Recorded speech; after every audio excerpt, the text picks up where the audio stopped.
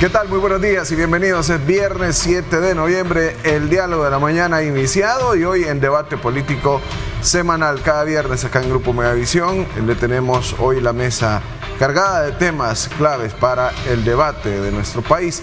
Vamos a hablar de una reforma educativa luego de la inauguración de 70 nuevas escuelas. Muchos sectores hablan ahora hay que pasar a la reforma profunda de la educación. La prórroga número 44 del régimen de excepción también estará en la mesa del análisis con nuestros panelistas invitados. Hablaremos de temas políticos porque la independencia del Tribunal Supremo Electoral en medio de un ambiente preelectoral sigue bajo cuestionamiento de sectores. Y hablamos también de la ayuda humanitaria hacia Jamaica, que vuelve a ponerse El Salvador en el mapa de la solidaridad regional. Estos y otros temas vamos a tener en este viernes. Gracias por acompañarnos y así vamos a iniciar el programa. Ernesto, ¿qué tal? Hola, buenos días. ¿Cómo estás? Hoy es viernes, sin duda alguna tenemos muchos temas importantes. Saludamos a nuestros panelistas, como bien tú citabas, los temas que vamos a abordar esta mañana. Bessie Ríos, bienvenida, gracias por acompañarnos. Un placer saludarles, un saludo a la audiencia, a los compañeros panelistas, a ustedes y un abrazo solidario para la familia que ayer perdió a una miembro más por un accidente del cual hasta el momento no hemos tenido más explicaciones que un post en redes sociales, lo que preocupa porque no sabemos qué protocolos se violentaron y qué garantías tenemos que esto no vuelva a suceder. Ya vamos a hablar del tema. Bessie, Manuel Zumeta, ¿qué tal?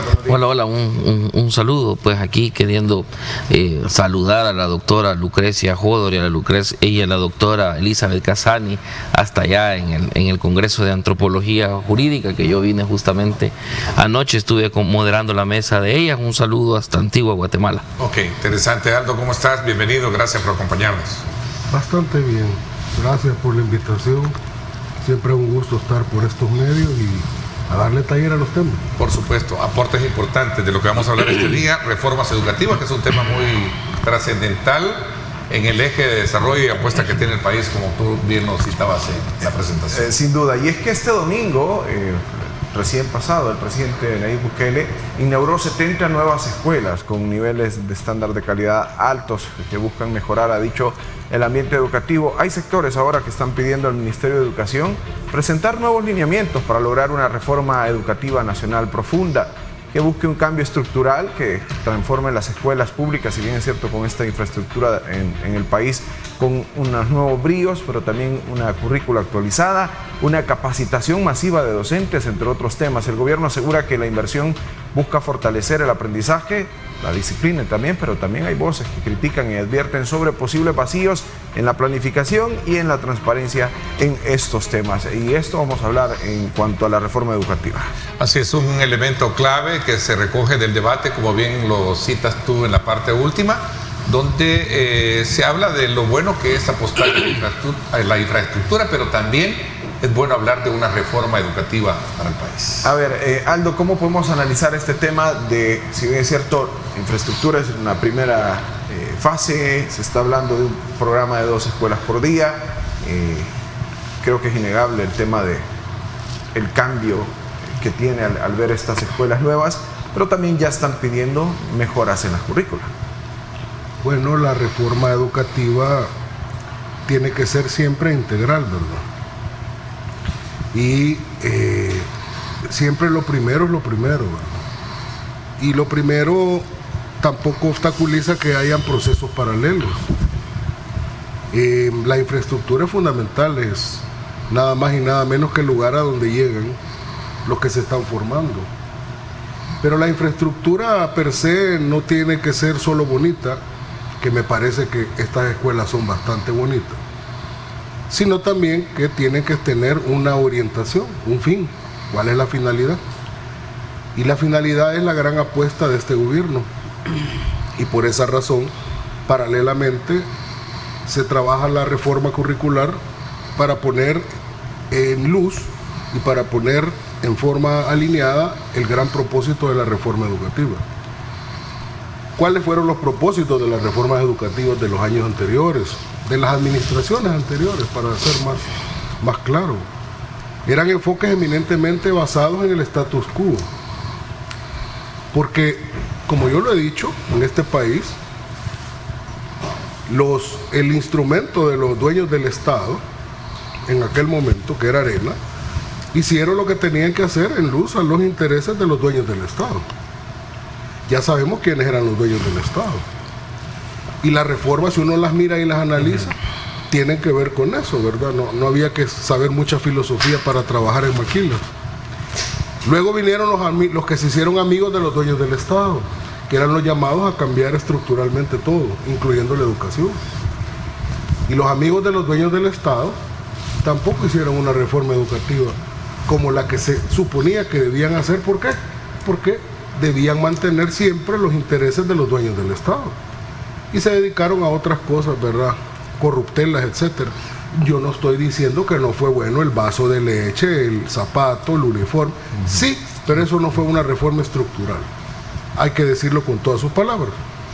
Ahora se presenta, dice el presidente, la oportunidad a la revolución industrial, que sí nos vamos a montar, porque a las anteriores no nos montamos, la cuarta revolución industrial. Entonces esta reforma educativa tiene que ir en línea a eso, pero hay cosas paralelas, porque la gente a veces se atraganta diciendo, es que no se ve cómo le va a cambiar al niño que le enseñen a decir buenos días, buenas tardes. Es que nada es excluyente y todo va paralelo. Tiene que aprender a comportarse bien. Fíjate que yo veo estas escuelas que se han inaugurado y las vamos a ver dentro de 1 año o 2 años. Y se inauguran siempre a final de año, porque es una torpeza inaugurar una escuela a mitad de año cuando ve el año lectivo, ¿verdad? Tiene lógica inaugurarlas a final de año para acomodarlas y que empiecen al principio del siguiente año. Pero como hay quienes piensan con los de abajo, ¿verdad? Bueno. Okay. Entonces te redondeo diciendo lo siguiente. Lo que hemos tenido alguna oportunidad de viajar, tú habrás visto escuelas públicas, por ejemplo, en Estados Unidos, en Europa. Hombre, eso hasta hay grafitis hasta en el excusado de las escuelas. Eso no se mira aquí. Allá los alumnos entran y ni siquiera dicen buenos días. Aquí se está trabajando en eso. Y por supuesto, el contenido, el fondo, la reforma curricular, que no me cabe duda que ya vendrá en estos meses. Ok, interesante, porque el tema, Someta, la reforma curricular sustituye, según los especialistas, ese enfoque memorístico, y creo que usted como académico lo sabe muy bien, por uno basado en el tema de competencias, si queremos hablar de una verdadera reforma educativa. A ver, su análisis con relación a este tema. Yo antes de opinar sobre esta reforma, que quería consultarle al colega cuál es el nombre de esta reforma, o si otra vez vamos a dar el salto de fe de que aquí no se va. No se ha presentado reforma. Voy a dar una idea, es un modelo. Imagínense, ahora es un modelo, ya no es una reforma. ¿A qué voy con esto? Reforma educativa ya hay, se llama Mi Nueva Escuela. Esa reforma educativa que sí está escrita, que sí tiene objetivos, que se ha venido aplicando. De hecho, en la gestión que terminó en 2019, porque no les voy a hacer publicidad, se intervinieron. No es un programa, reforma, se intervinieron 2.087 escuelas. No 70 en 6 años, en 5 años, 2087 a 70 que van en 6 años. A mí se me hace bastante diferencia, y eso que no le estoy haciendo publicidad a los que eran antes aliados del partido del colega, a los que eran. Se inauguraron ahora, pero entonces estos años atrás. Pero ¿desde cuándo las vienen haciendo? Si eran 2 por día. A estas alturas tendrían que llevar 168, tendrían que llevar, si de verdad son 2 por día. Escuelas, no mientan. A lo que voy es esto, Ernesto, que la práctica constante de este gobierno es la de no planificar y la de solo decirnos, como lo acaba de mencionar el colega, esto ya va a venir, esto ya va a llegar, ya lo vamos a hacer. Y si les preguntamos en 4 o 5 años, la respuesta va a ser la misma y va a seguir siendo vigente. Espéreme que me falta que esto no se hace en este tiempo. Yo considero que sí es importante una reforma educativa. Sí tiene que avanzarse en la currícula. Yo soy de los primeros interesados en revisar esta propuesta de currícula para ver si efectivamente no se está estableciendo un esquema de adiestramiento militar en las escuelas, y si de verdad se va a basar en competencias al estilo de Lev Vygotsky, o se va a alejar digamos, de este conductismo al estilo de Ralph Tyler, de solo repetir, y al estilo militar de Ralph Tyler, de obedecer, repetir. Entonces, porque esta obediencia militar hace ciudadanos dóciles, que es muy útil para militares, es útil para formar militares, pero no para formar ciudadanos. Eso no sirve para formar ciudadanos. Y si no, veamos lo que pasó en el centro histórico. Porque normalizamos este tipo de accidentes que es que como fue un militar, esto fue un accidente. No es así. No tenemos que ver a los militares de esa forma, de que como se equivocó, pero es el que me da seguridad.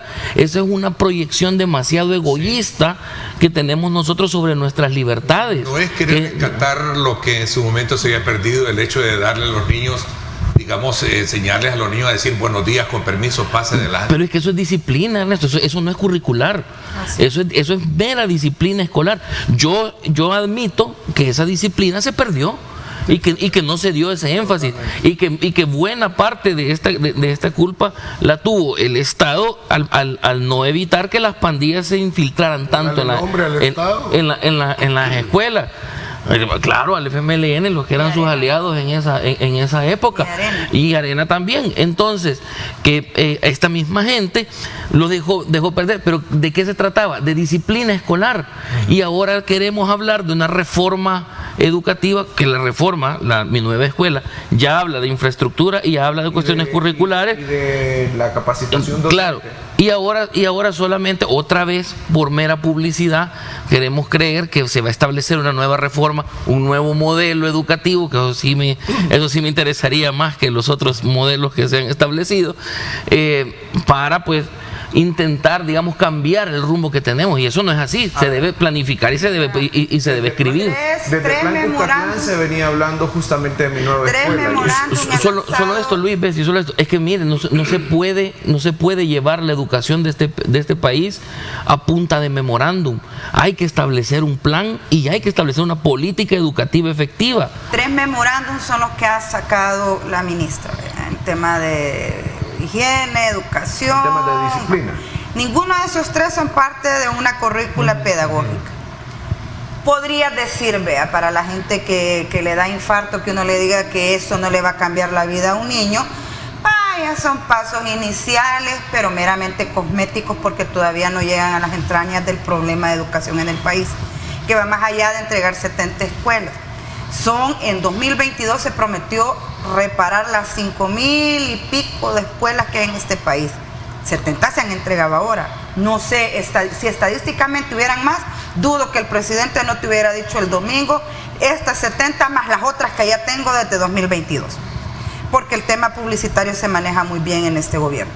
Estos 3 memorándum no son parte de una currícula pedagógica, no hay actualizaciones curriculares, no hay capacitación al docente, no hay matrices que permitan evaluar si esto nos está funcionando. Somos el 140 en la prueba PISA en tema de lectura. ¿Cuántos son los niveles de analfabetismo que tenés aquí?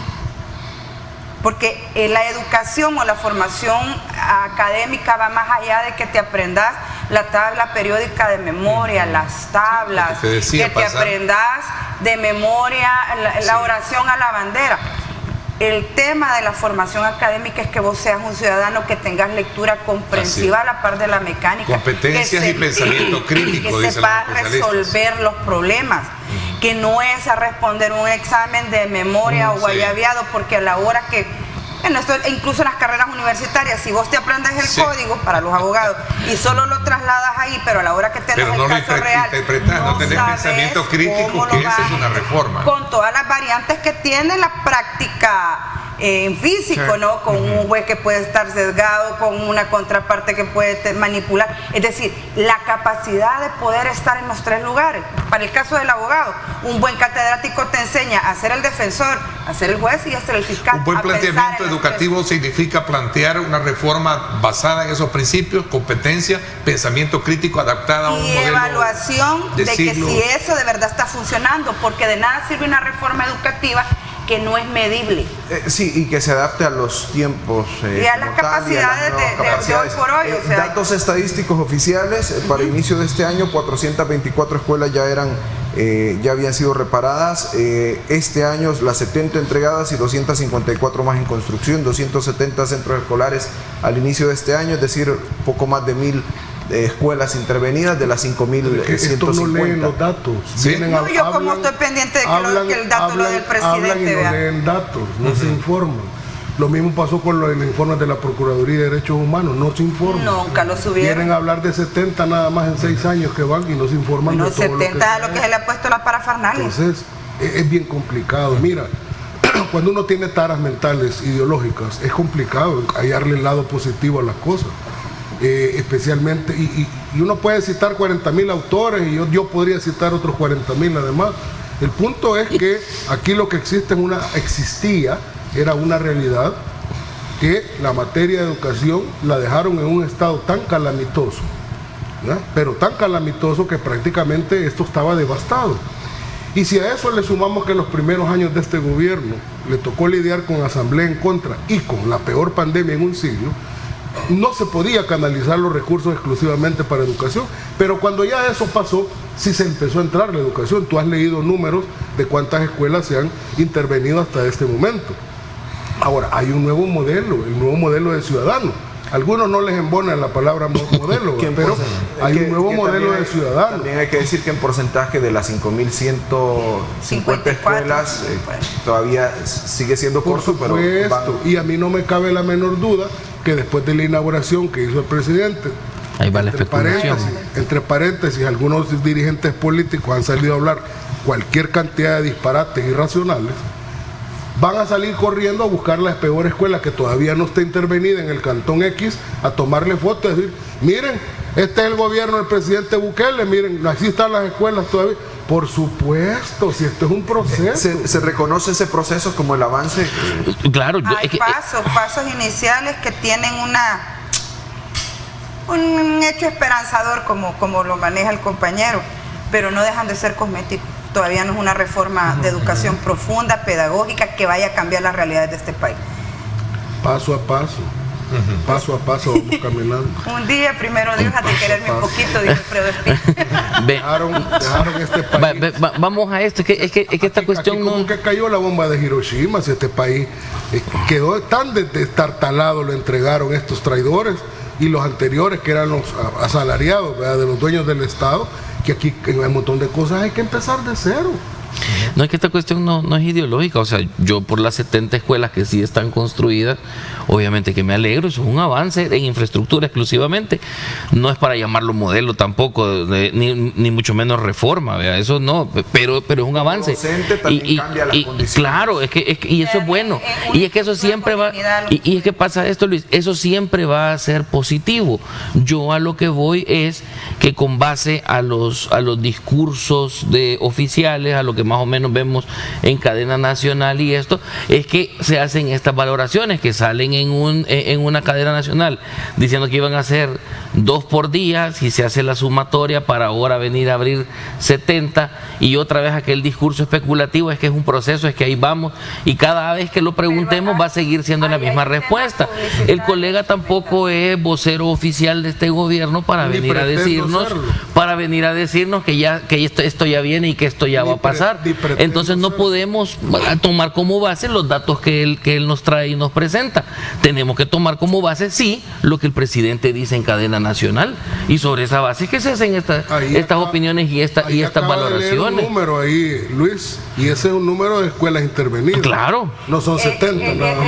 Ese término es el que creo que se ha llevado en publicidad bien complicadamente, porque se dio a entender por la publicidad que iban a entregar 2 escuelas por día, pero en realidad es a intervenir 2 escuelas por día.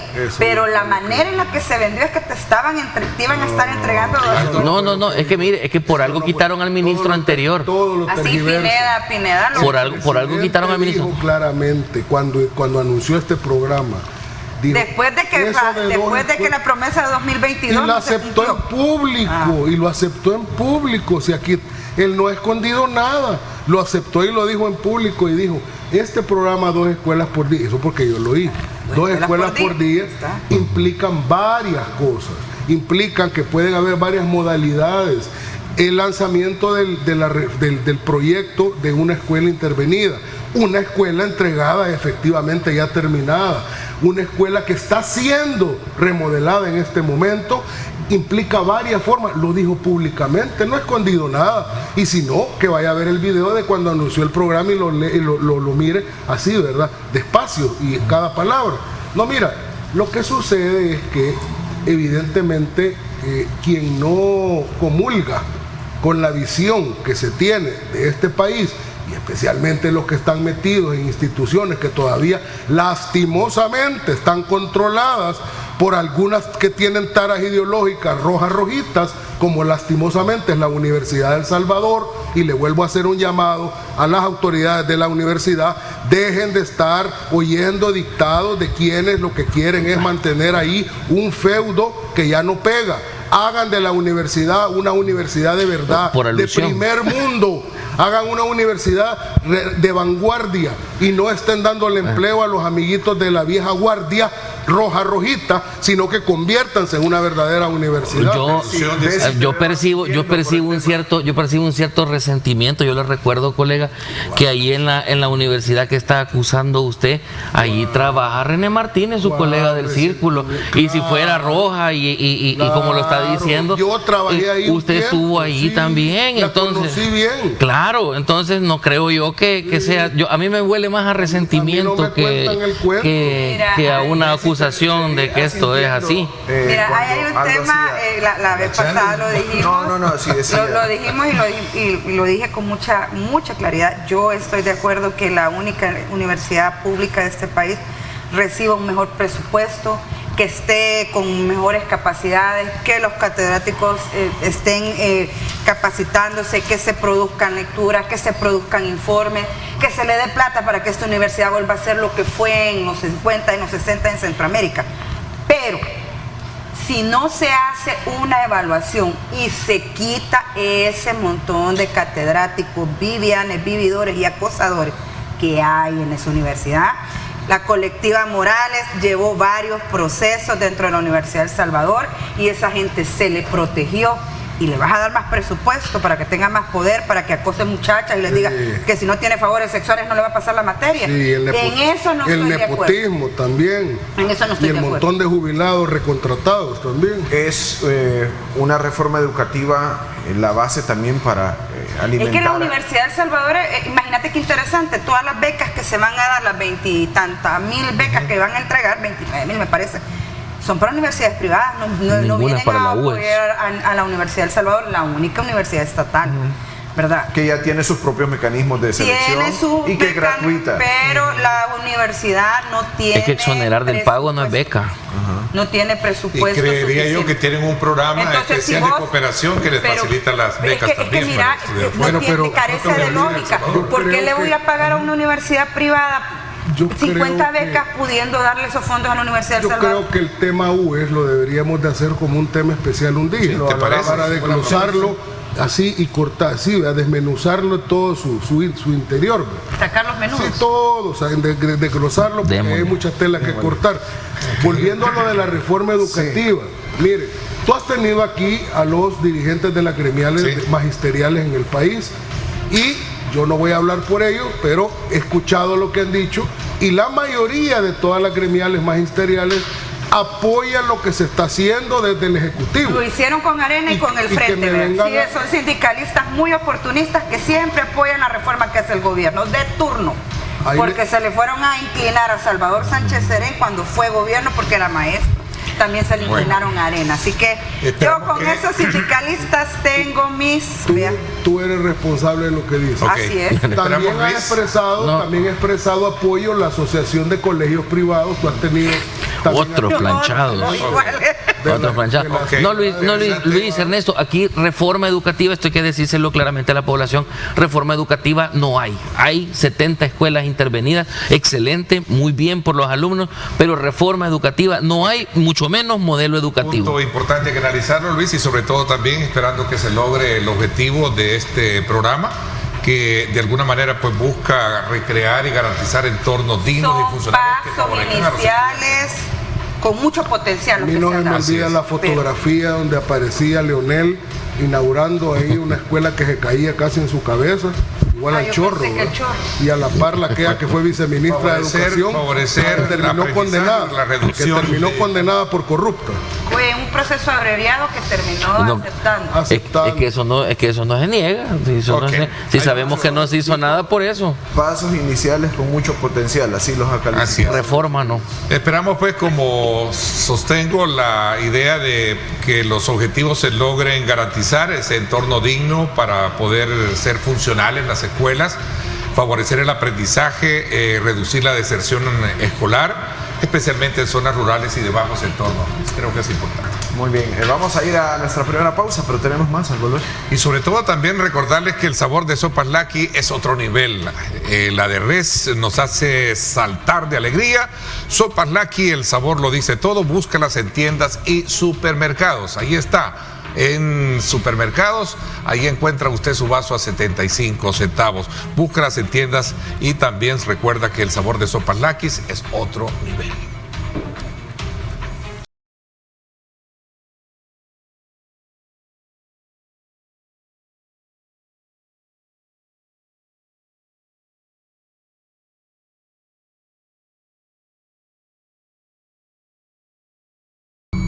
Gracias por continuar con nosotros. Vamos a continuar y avanzamos en los temas. Habíamos planteado también, vamos a hablar sobre la prórroga al régimen de excepción. Y es que la Asamblea Legislativa aprobó la prórroga del régimen, ya es la número 44 del régimen de excepción. Está vigente desde marzo del 2022. El gobierno argumenta que la medida sigue siendo necesaria para mantener el control del territorio y enfrentar así los remanentes de estructuras criminales. De hecho, hay organizaciones nacionales e internacionales que siguen insistiendo en que la extensión ya permanente del régimen limita derechos y debilita instituciones. En los últimos días también se han registrado enfrentamientos esta semana a policías en San Vicente, por ejemplo, lo que el Ejecutivo también interpreta como una mutación de algunos sectores delincuenciales. Hemos visto también estructuras que han visto esta semana, incluso en una conferencia sobre detalles de captura. Exigen respuesta inmediata, han dicho las autoridades, y por ello también lo ponemos en la mesa el tema. Así es, capacidad de acción rápida es uno de los objetivos que busca con la implementación de este sistema, reducción de homicidios y también detención inmediata de redes tanto nacionales transnacionales también. ¿Sigue siendo necesario el régimen de excepción bajo las condiciones actuales de seguridad?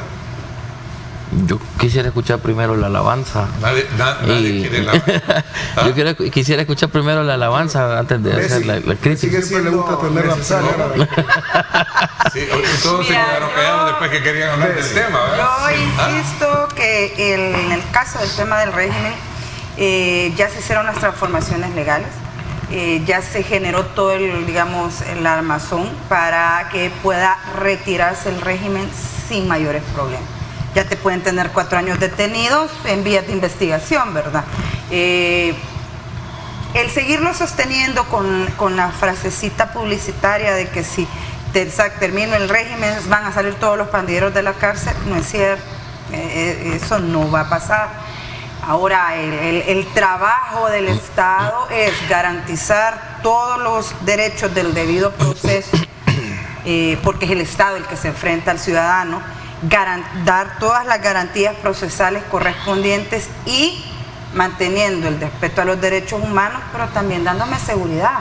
El Estado no me puede seguir diciendo a mí que no me puede dar garantías constitucionales en un debido proceso, en condiciones democráticas, porque me tiene que dar seguridad. Entonces, para darme seguridad me tiene que retirar estos derechos. Creo que ese binomio ya no lo puede seguir vendiendo.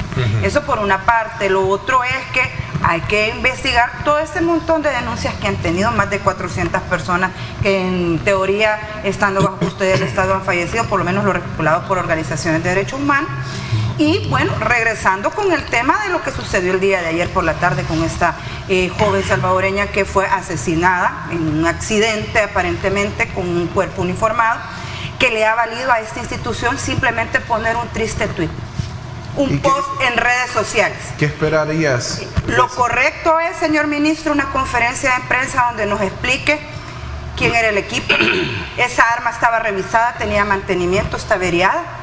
Andan las armas ya montadas en el centro, porque si las andan montadas, qué peligroso, este accidente se puede repetir. Lo más importante, que no vuelva a pasar. ¿Qué garantías tenemos? Más allá de que pongas un post en redes y digas, les vamos a dar $200,000, que no se lo paga el ejército, esos son impuestos nuestros. Pero bueno, que pongan el post, lo correcto para tratar un accidente de esa envergadura en el corazón del centro histórico, la panacea que se ha vendido como el lugar más seguro del país. De tener un accidente con un cuerpo uniformado, se le debe dar el trato que corresponde. Una conferencia de prensa donde las autoridades te digan qué pasó, cómo pasó y qué vamos a hacer para que no vuelva a pasar. Okay, ¿algo? Es sin duda un hecho lamentable, vecino. Totalmente. Y hay gente que también, hay que decirlo así, se ha querido incluso hasta aprovechar de... Por eso es, pero si no tenés información, si no tenés que te digan qué pasó, sí. ¿Por qué pasó? No le revisaron el arma tiene mantenimiento, porque todas esas cosas te surgen, ¿no? Mira, Okay, vamos a ver qué piensas tú de la postura que hace Bessie con ese bueno, tema. tú comenzaste preguntando sobre el régimen de excepción. Yo creo que yo no ahondaría más porque mi postura no ha cambiado desde la última vez que hablamos. Ni creo que tampoco la de los dos panelistas que están aquí, ¿verdad? No ha cambiado. Seguimos pensando igual y tenemos... Los panelistas a la izquierda. Están a mi izquierda. Están a mi izquierda. Remanentes de pandillas, siguen existiendo algunos focos. Sí, la misma. Yo no he variado mi postura ni un milímetro, ¿verdad? Yo Incluso sigo expresando que es necesario que se mantenga porque hasta que caiga el último pandillero criminal de este país, que siguen cayendo, y algunos no tan, entre comillas, ¿verdad? Usando el lenguaje popular, no tan gatos como cualquiera puede pensar, se están agarrando incluso pandilleros que vivían en la Santa Elena. Ah, sí, de los de Cuellito. Palabreros que viven en Santa Elena. Y en el pasado la gente cree que eran los de la comunidad, los de allá abajo, ¿no? Y estos que viven en Santa Elena, creo que el problema económico no es su problema, ¿verdad? Y tienen para pagar un buen abogado. Y a mí no me cabe duda de que en otro contexto, antes de la depuración judicial, más hubieran tardado en ser capturados que en que fueran liberados. Entonces eso todavía existe, y mientras eso todavía exista, mi punto de vista es que debe mantenerse, porque más o menos se calcula que faltan todavía unos 20,000 criminales más. Puede que algunos se hayan ido al país y estén dando lata allá en Honduras y Guatemala, pobrecitos, ¿verdad? Pero o están escondidos seguramente sí, en las colonias, en alguna casas, ¿no? alcantarilla. Pero con respecto al tema del accidente, en primer lugar, lo que expresa Bessie de lo que debería de haber, sí, pues claro, esa es, y tiene legítimo derecho a plantear lo que yo hubiera hecho. Lo que se hizo fue, en primer lugar, ¿verdad?, seguir con el protocolo, ¿verdad?, llegó medicina legal, ¿verdad?, se reconoció que había alguien fallecido. Si lo queremos tipificar en el Código Penal, ¿verdad?, podría caber dentro de homicidio culposo, que es la misma figura como cuando vos agarras el carro bolo y vas a la calle y matas a otro. Es la misma figura. Sí, que lo matás sin quererlo hacer. Es el mismo tipo penal, ¿verdad? Sí. Ahora bien, por supuesto, las condolencias a la familia, mis condolencias personales, ¿verdad?, a la familia y a todos los que están afectados y dolientes por este suceso, sin lugar a dudas. Me parece que no es necesario esperar que haya una condena judicial para poder resarcir a alguien, porque si nos vamos a la formalidad, como Estado pudieras decir, bueno, si hay una sentencia que declare que ha habido un homicidio culposo, ahí se ordenará que haya resarcimiento por, ¿verdad?, una responsabilidad subsidiaria del Estado. Sí, creo que van a darle $200,000. Pero no se van a poner a esperar, el gobierno ha dicho, esperemos la sentencia que declare el homicidio culposo. Porque mientras no hay una declaración judicial, el Estado no puede ser, en este caso, responsable. El Estado se está haciendo responsable, sin necesidad de esperar a que haya una sentencia judicial. Yo quiero poner digamos, enfoque sobre el régimen de excepción, porque si algo es cierto, pues ya nuestras posturas sobre esto están claras. Pero yo quiero hablar de por qué la gente acepta que se siga prorrogando el régimen de excepción, y es que esto representa una visión bien egoísta de lo que respecta a la seguridad individual. Empecemos con que el régimen de excepción nos suspende las garantías constitucionales a todos los ciudadanos. Ya lo ratificó, yo lo venía diciendo desde el principio y a mí todo el mundo me decía, no, pero es que solo es para los pandilleros. No fue hasta que la Sala de lo Constitucional dijo que todos tenemos, que hasta entonces me creyeron, yo ya se los venía diciendo. Pero ¿qué pasa ahora? Tenemos este desapego o esta falta de solidaridad como ciudadanos, en el que decimos, a mí no me pasa, porque como yo no tengo familiares pandilleros y todos los con los que yo me rodeo son gente de bien, a mí no me va a pasar. Y nos desapegamos de lo que le está pasando a otros y no nos queremos dar cuenta que un error administrativo, una denuncia malintencionada, incluso un soldado que se clave con alguno de sus familiares, le va a pasar esto y va a pasar de ser el que ignora a los que están pasando por este problema. Ojo, yo no estoy defendiendo pandilleros, quien es pandillero tiene que pagar y se va a quedar ahí, pero tener las garantías suspendidas implica que no estamos exentos de ir a pasar 4 años en un proceso y que después el Estado nos diga, disculpe, no era así, solo fue un error administrativo, y por estar en régimen de excepción no va a haber resarcimiento o hasta cuando quiera que haya. Entonces es bien importante que la población sepa que el régimen nos suspende las garantías a todos, no importa que usted se porte bien, puede pasar, y pensemos que un día puede ser nuestros hermanos, nuestros papás, nuestros tíos, y vamos a pasar y nos va a doler la indiferencia que tienen los otros, como lo dijo incluso el presidente en su discurso. Nos va a doler mucho la indiferencia de los otros cuando seamos nosotros los que tenemos familiares ahí. Claro que yo no tengo familiares presos tampoco, pero yo no puedo ser indiferente a la gente que sí está pasando este dolor y este proceso. Cuando sean sus familiares queridos, usted también va a querer la misma solidaridad por la gente que está pasando por este proceso injustamente, solamente porque un soldado quería favores sexuales. Esto pasó en Santa Ana, un soldado quería favores sexuales y meten a la señorita por el régimen de excepción, que los vecinos se llaman mutuamente para acusarse, mira, aquel es pandillero, el otro también, con errores administrativos, como les repito. Entonces, a lo que yo voy es que hay que comenzar a pensar que el régimen de excepción está mermando nuestra libertad a costa de la seguridad, y el Estado no tiene que darnos a escoger una u otra. El Estado tiene que garantizarnos ambas, tanto la seguridad pública como la libertad y las garantías que vamos a tener. Eso es lo que sucede en un Estado democrático. Mientras vamos a seguir corriendo el riesgo, tal cual como puede pasarle a cualquier persona, sea pandillero o no. Yo creo que me quedo con lo que les decía, un llamado a la Fuerza Armada, al ministro, de una conferencia de prensa. Explique por qué ese elemento hace ese disparo, por qué fue accidental, se revisaron las armas, tienen mantenimiento, por qué andaba montada esa arma en una zona turística, por qué se fue huyendo. Le disparó con el fusil o con el arma de equipo, porque yo hasta el momento no sé cuál es el calibre del cartucho que se recogía en el sitio. Es decir, la población y sobre todo los turistas y los salvadoreños que confían en la institución de la Fuerza Armada merecen y necesitan una explicación. En esta silla estaba yo cuando hice este cuestionamiento de si era necesario tanto uniforme verde en el centro histórico, en teoría el lugar más seguro de todo El Salvador, y aquí me linchó el compañero diciéndome que yo tenía pánico por los uniformes. Esas son el tipo de cosas a los que yo me refiero. No podemos normalizar, no podemos llamarle a esto un error, no podemos llamarle a esto, pues es que yo no estoy diciendo que fue intencional, Luis. Lo que estoy diciendo es que el riesgo es perenne. O sea, siempre que tengamos agentes armados en un lugar turístico, esto puede pasar en cualquier momento y debe revisarse ese protocolo. A eso es lo que yo voy. Estaba en esa silla y con esos calcetines. No, estos son nuevos. Ahora,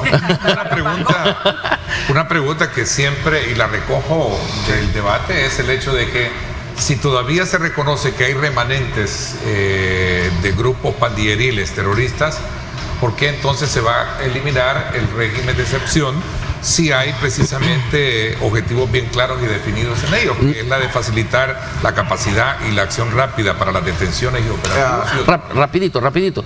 El régimen de excepción era el medio que permitió hacer capturas masivas. Si hay remanentes de pandillas, el régimen de excepción ya no funciona del mismo modo, porque ya no son masivos.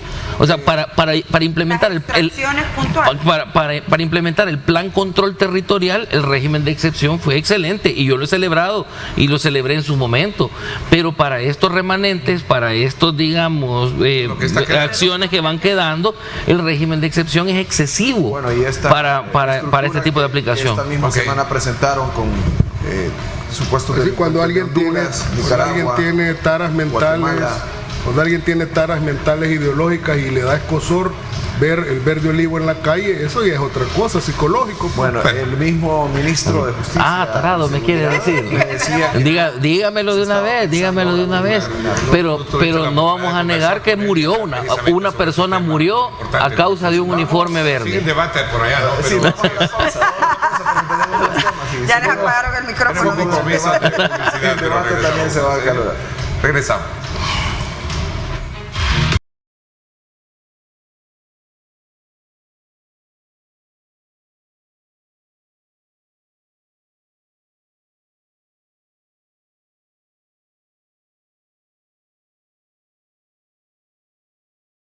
Muy bien, gracias por continuar con nosotros y gracias a Salnet. Vamos a este siguiente bloque.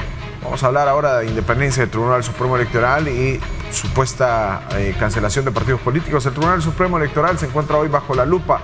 A medida se acerca el calendario preelectoral para este 2026, también se discute el papel en la cancelación de partidos políticos y en la garantía del proceso transparente. Analistas y sectores políticos están reclamando mayor independencia del Tribunal Supremo Electoral, que salga a dar posturas señalando que su credibilidad será determinante para legitimar los procesos o el próximo proceso de elecciones.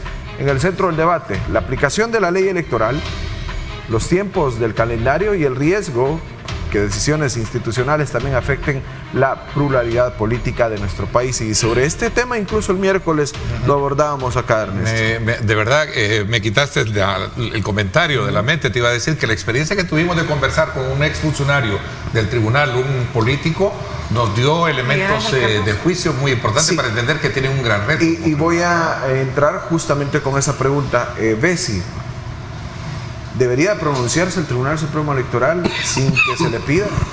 Mira, yo el tema inicial que se nos manda es la independencia del Tribunal Supremo Electoral y a mí me chocó el titular.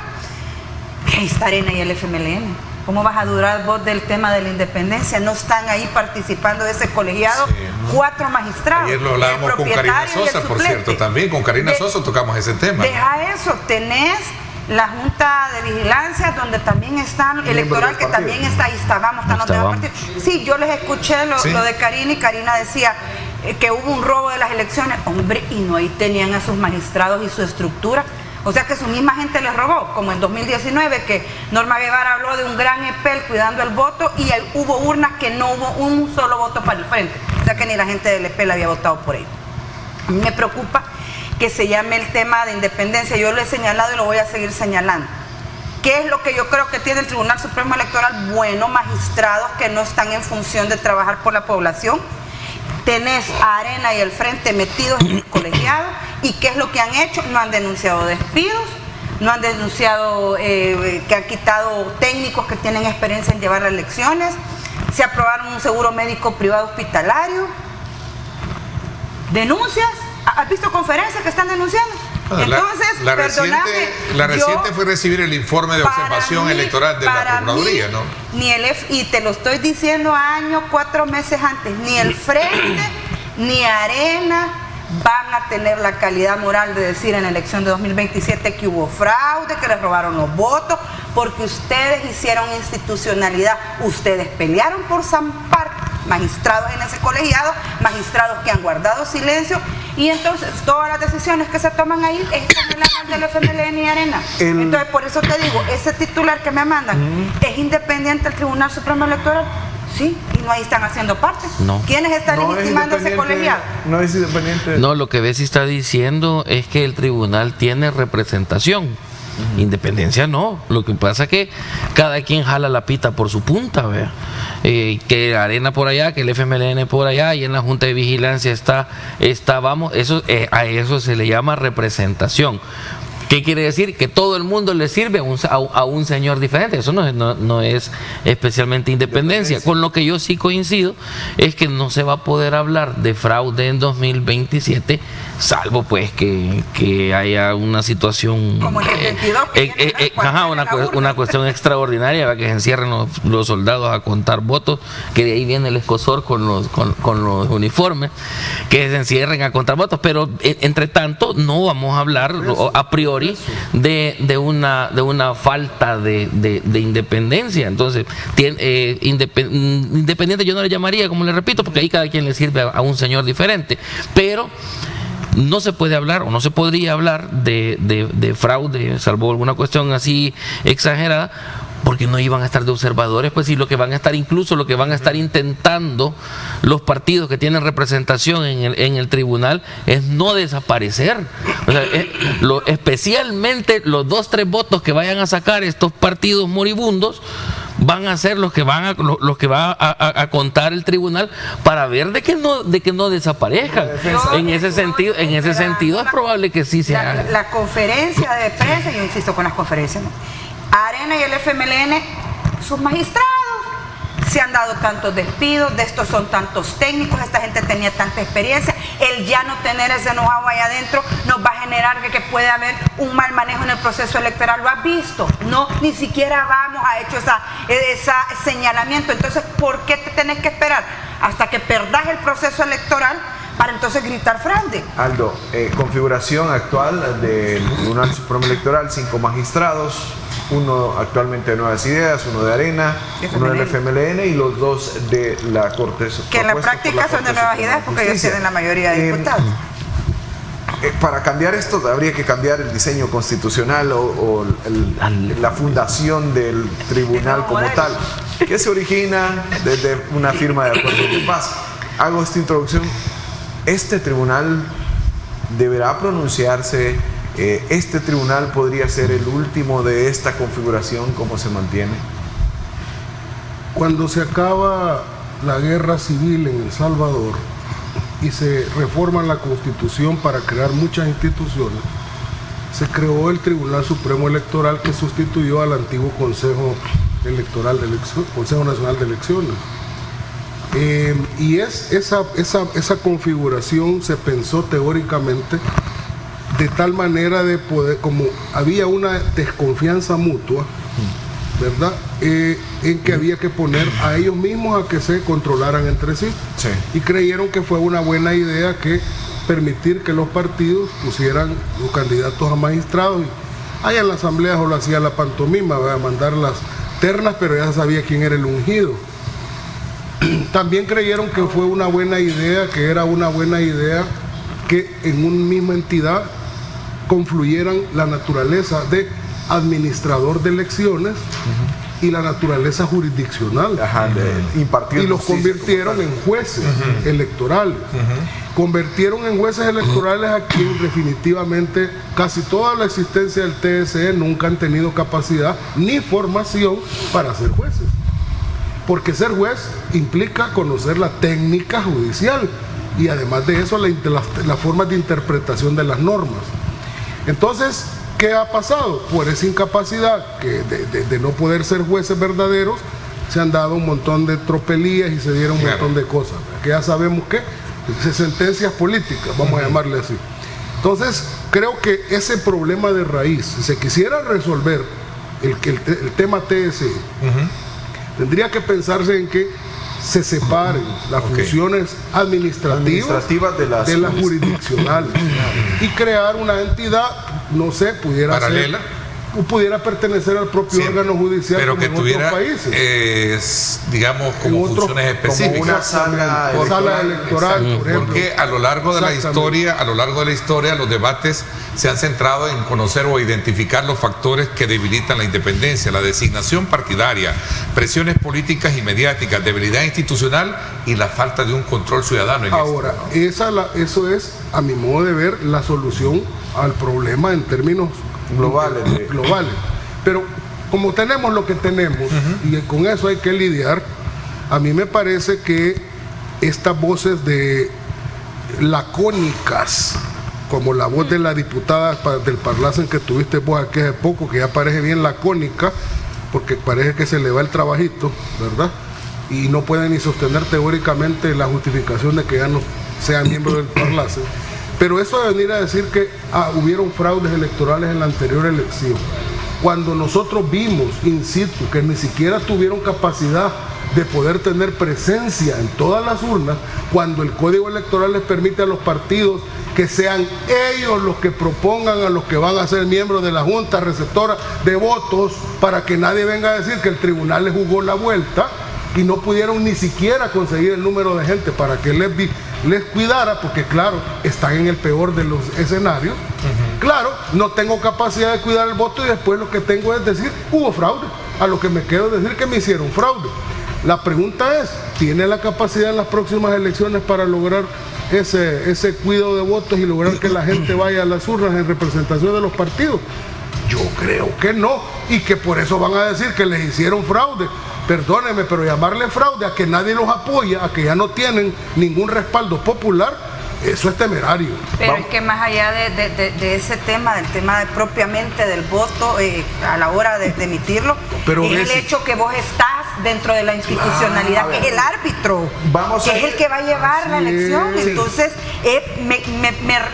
si vos sos una persona coherente, una institución coherente, si yo creo que me robaron las elecciones en 2024, yo no presento candidato. A ver, vamos a dejarlo ahí, vamos a ir a la pausa, Bessie, y al volver abrimos el debate sobre este tema, porque también, ¿cómo se va a plantear el Tribunal Supremo Electoral, los magistrados del Tribunal Supremo Electoral ante una solicitud, ya hemos escuchado, de cancelación de los partidos políticos, sobre si puede sentar ellos como un ente colegiado, pronunciarse antes, el tema de ¿será que pueden no inscribir candidatos con base será a última hora, como ya se ha conocido antes, que vienen a sentenciar o a sentar un precedente ante una solicitud a última hora, ¿no? Vamos a la pausa y volvemos. Ok, interesante, pausa y regresamos.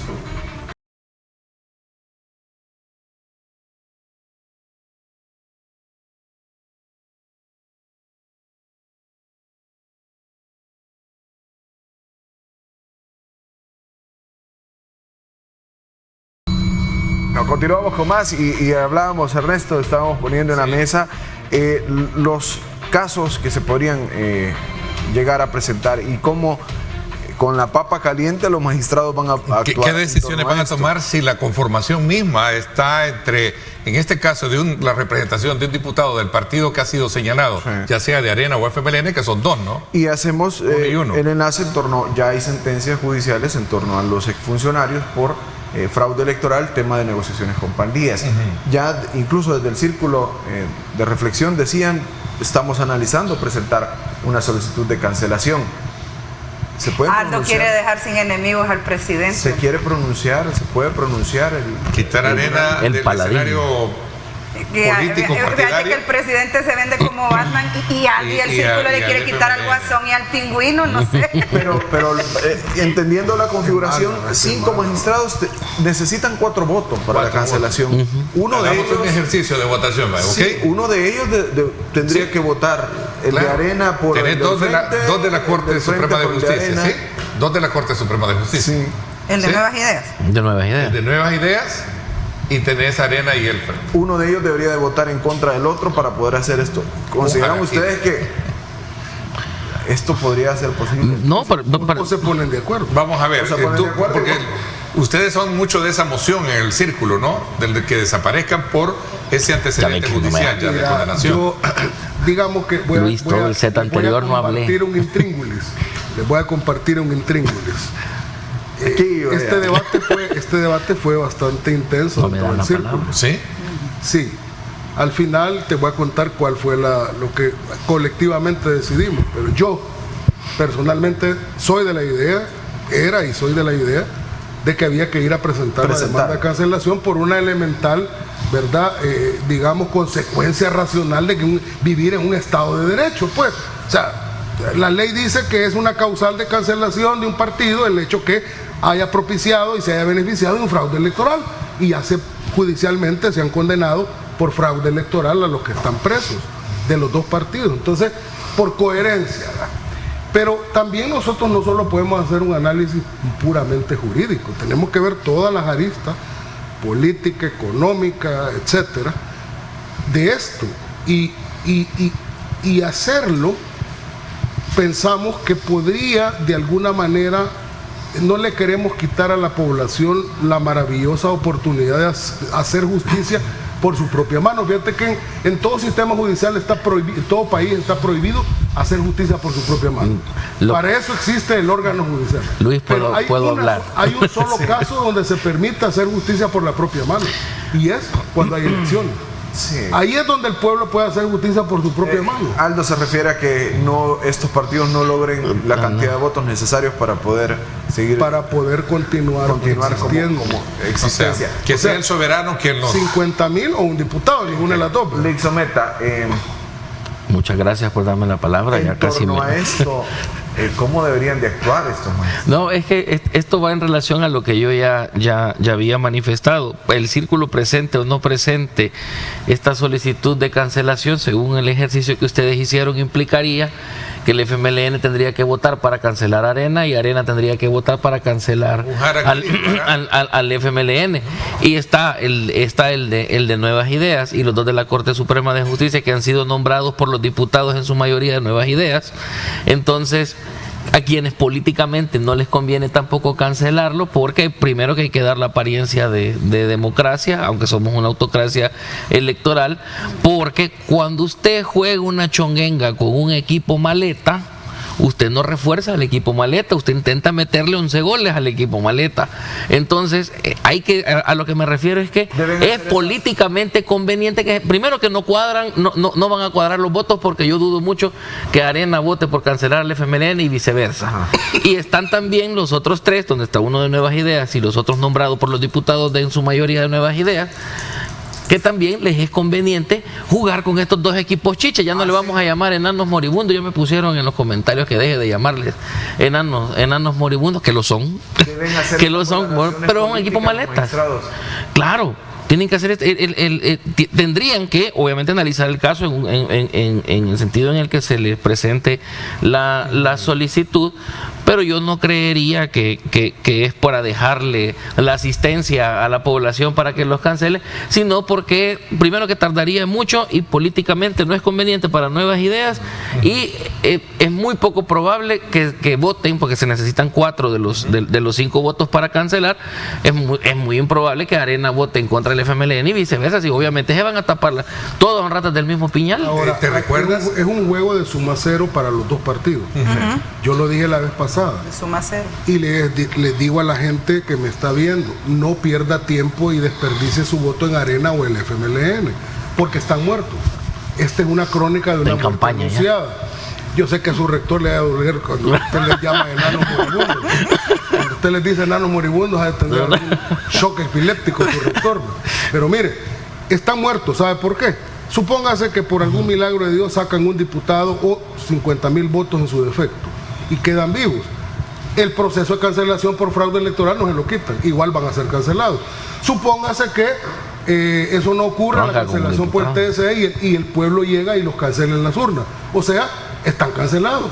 Si no logran un diputado, 50,000 votos, se les va a abrir el expediente en el TSE de cancelación por esa causal. Están cancelados. Entonces, lo mire como lo mire, son muertos vivientes. Entonces, no desperdicie usted su voto, amigo que me mira y me escucha, en Arena y el FMLN, porque están muertos en vida. Ya están muertos, es cuestión de tiempo. ¿Recuerdas el análisis que tuvimos con el doctor Cardosa, que estuvo él en el tribunal, y también Guillermo Gallegos?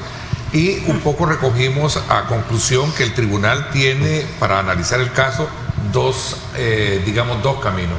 El análisis jurídico que le antecede, ya las condenas, y por otro lado el análisis político. Pero en el político creo que es donde se centra más la parte, ¿no? Si es conveniente dejar afuera dos partidos políticos, y entonces ¿con quién se va? No, es que jurídicamente es procedente. Es que legalmente se cumplen los del 47 literal F de la ley de partidos. Y justamente por eso decía yo, los magistrados deben hacer estas valoraciones además políticas. Hay una verdad legal que está en investigaciones y lo vimos. Los vimos, se sentaron, los hicieron actores políticos electorales. Arena ofreció piso, el Frente ofreció el piso. O como te lo ha querido vender la gente de Arena, porque la gente de Arena te dice, no, es que fue el Frente el que les ofreció dinero.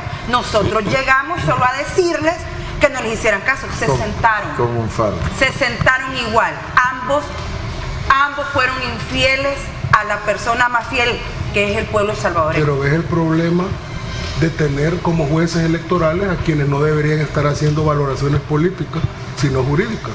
Ese es el problema. Es también un llamado a revisar este diseño constitucional del administrador. Ay, Luis. O haces elecciones o administras justicia electoral. Me voy a acomodar. En los últimos años esa autonomía ha sido muy cuestionada. Ser juez no es cualquier cosa. Ser juez requiere conocimiento, formación, experiencia, requiere y capacidad de interpretación normativa. El juicio no es cualquier cosa en materia judicial. Tiene sus premisas, tiene sus reglas. Hay un juego siempre entre la regla general y la exclusión o la excepción. Eso no lo saben un fulano a lo que simplemente por ser amigo de un partido lo puedo azampar ahí como magistrado, hombre. Es simple. Doctor Someta, Viernes. la autonomía históricamente ha sido cuestionada. Sí, viernes 7, hoy sí voy a coincidir con que quede registrado. Hay coincidencia. Va a llover. Hoy sí coincido con que ese es el perfil que se tiene que tener en el tribunal. Hablando ahora del diseño constitucional, ojalá que ya nos sigan, mejor que presenten ya un proyecto de constitución completo y que ya dejen de seguir arruinando la constitución que tenemos actualmente.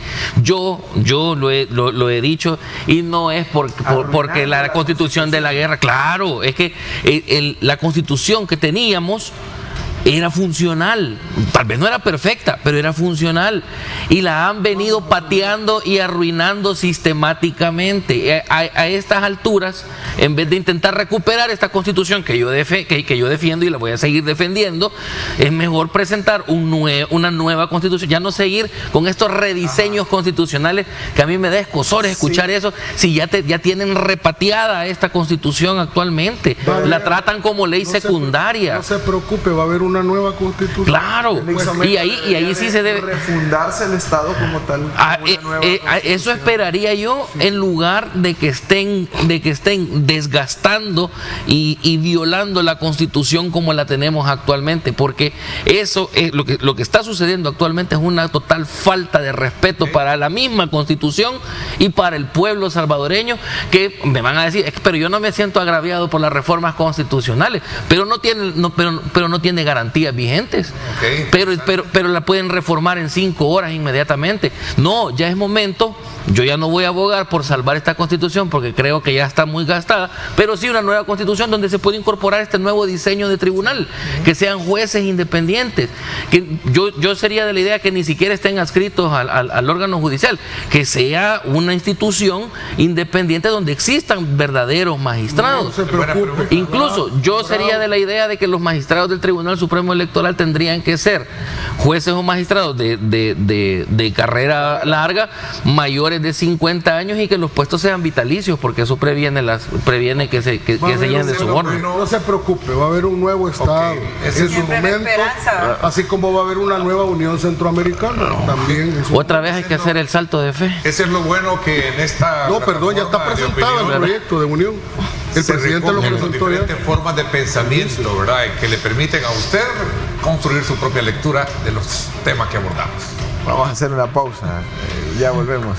Regresamos.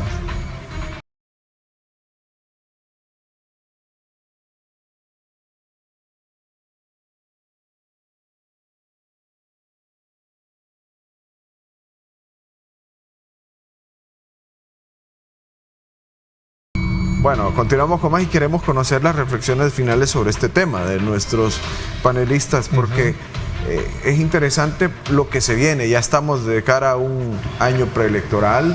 Ya está. Y viene, creería yo, y esto se los quiero poner en la mesa, los partidos políticos ahora mismo en sus elecciones internas deberán ser tener ahí Claro. un poquito de Y todos. sabiduría. Y saber si van a cumplir un poco las expectativas de todos. formalizar la independencia, Sí. Y pero todos. políticamente condicionada. Y todos los partidos. Porque también Aquí ahora vamos a hablar al revés. Aquí el partido que tiene que tener más cuidado en las internas es Nuevas Ideas. Así es. La teoría política y del poder ya nos dice que cuando un partido político no tiene con quién competir, la amenaza generalmente viene de adentro.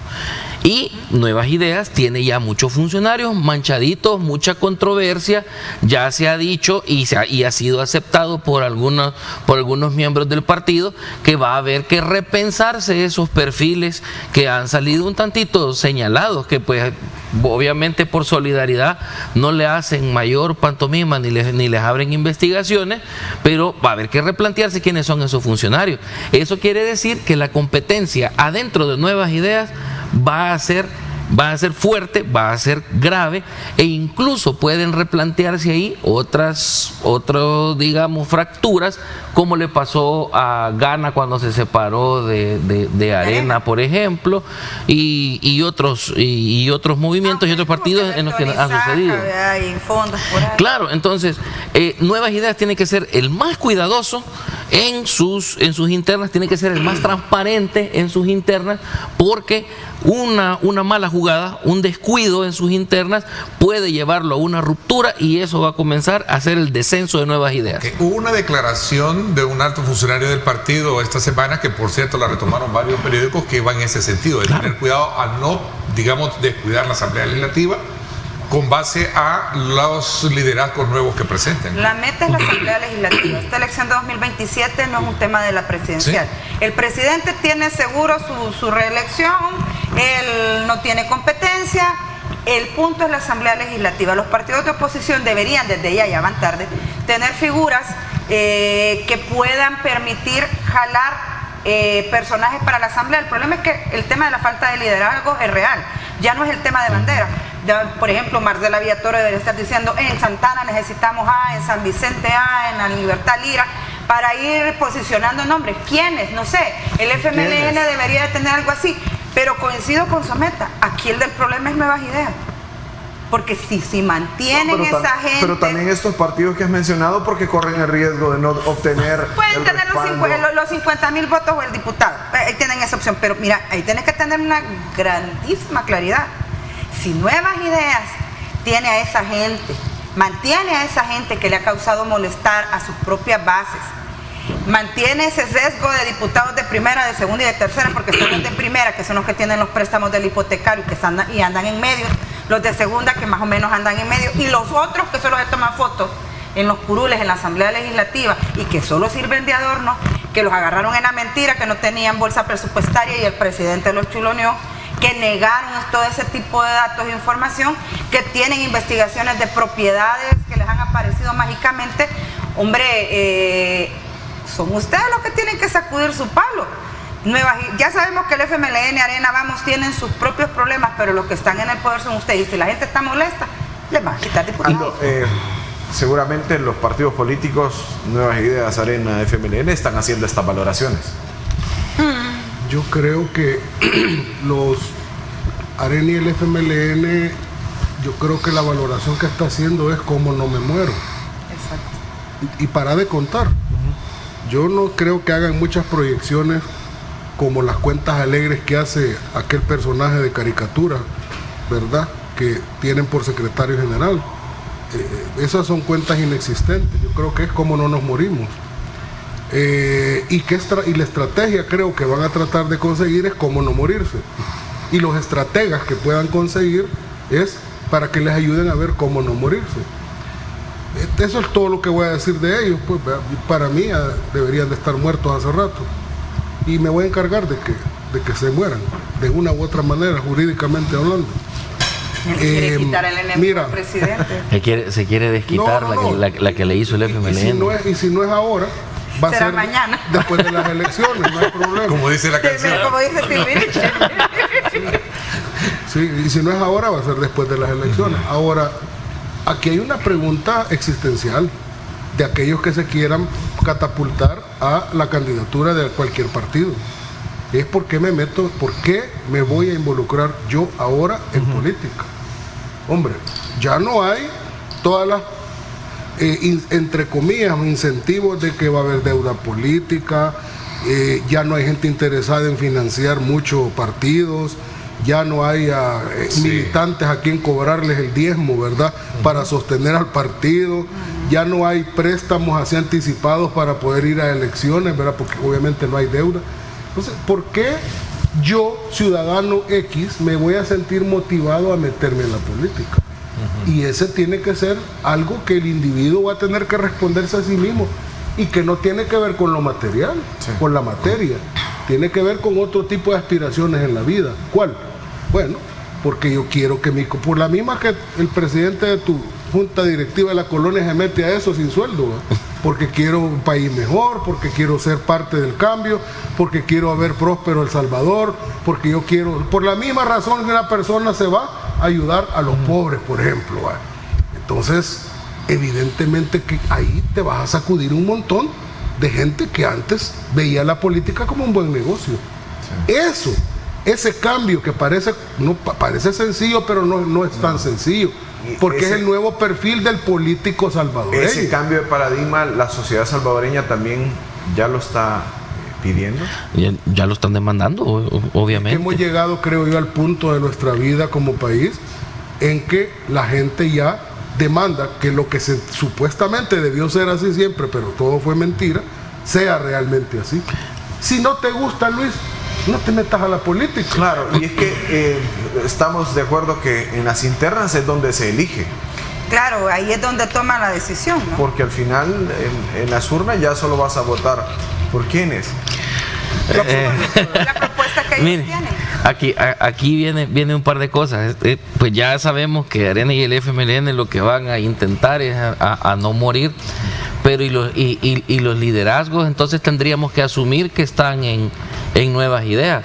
Los van a dejar salir o van a seguir sometidos, porque yo lo dije en este espacio, la popularidad del presidente se mantiene fija e inmutable a costa de sus funcionarios, a costa de sus diputados. Los que realmente tienen el desgaste son los diputados. O se replantean nuevos liderazgos o nuevos perfiles, porque liderazgos no creo que vaya a salir otro dentro de nuevas ideas, no lo van a permitir, pero que se busquen nuevos perfiles para diputados, porque 21 diputados necesitan entre toda la oposición para romper la mayoría, que yo no creo que lo alcancen, ni lo van a lograr. Pero entonces, ¿quiénes van a aguantar ahora el desgaste de la popularidad del presidente? Tienen que ser nuevos perfiles, más potables. Necesitamos diputados que no lleguen a visiblemente enriquecerse a la Asamblea Legislativa. Necesitamos diputados que dejen de entrar en controversia con la población, que dejen de estar mintiendo, que no tengan gente contratada que no tiene.